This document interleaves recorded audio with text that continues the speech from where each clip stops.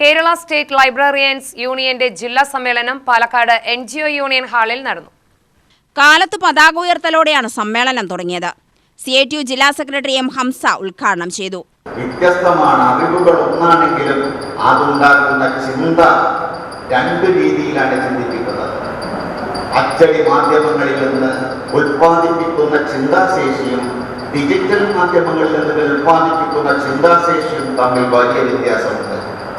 അച്ചടി മാധ്യമങ്ങളിൽ നിന്ന് ഉൽപ്പാദിപ്പിക്കുന്ന ചിന്താശേഷിക്ക് നല്ല കഴിവുണ്ട്, നല്ല കരുത്തുണ്ട് എന്ന് നാം തിരിച്ചറിയണം. അതുകൊണ്ട് വായന പ്രോത്സാഹിപ്പിക്കാനുള്ള ഒരു ഇടമാണ് ഗ്രന്ഥശാല സംഘടന.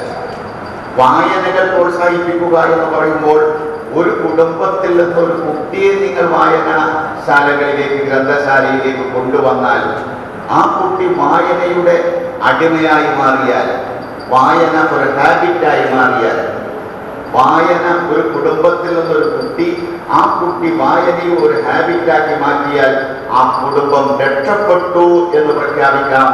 ആ കുടുംബം രക്ഷപ്പെട്ടുവെങ്കിൽ ആ കുടുംബത്തെ രക്ഷപ്പെടുത്തിയതിന്റെ ഉത്തരവാദികൾ ആരാണ് എന്ന ചോദ്യത്തിന് അതിൽ നിങ്ങളാണ് അതിൽ ഉത്തരവാദികളെന്ന് അഭിമാനത്തോടെ സമൂഹം വിലയിരുത്തപ്പെടുന്നുണ്ട് എന്ന കാര്യം നിങ്ങളെ അറിയിക്കാൻ ഞാൻ ആഗ്രഹിക്കുകയാണ്. യൂണിയൻ പ്രസിഡന്റ് TC രാധ അധ്യക്ഷത വഹിച്ചു. ജില്ലാ ജോയിന്റ് സെക്രട്ടറി K. ചന്ദ്രൻ അനുശോചന പ്രമേയം അവതരിപ്പിച്ചു. ലൈബ്രറി കൗൺസിൽ ജില്ലാ secretary KA. Sukumaran, NGO union ജില്ലാ സെക്രട്ടറി K. സന്തോഷ് കുമാർ എന്നിവർ ആശംസാ പ്രസംഗം നടത്തി. സംസ്ഥാന general secretary advocate P. Appukuttan സംഘടനാ റിപ്പോർട്ടും K. മോഹൻദാസ് പ്രവർത്തന റിപ്പോർട്ടും വരവ് ചിലവ് കണക്കെന്നിവയും അവതരിപ്പിച്ചു. ജില്ലാ ജോയിന്റ് സെക്രട്ടറി VR. സാലിൻ പ്രമേയങ്ങൾ അവതരിപ്പിച്ചു. പുതിയ ഭാരവാഹികളുടെ തിരഞ്ഞെടുപ്പ് നടന്നു. UTV news, Palakkad.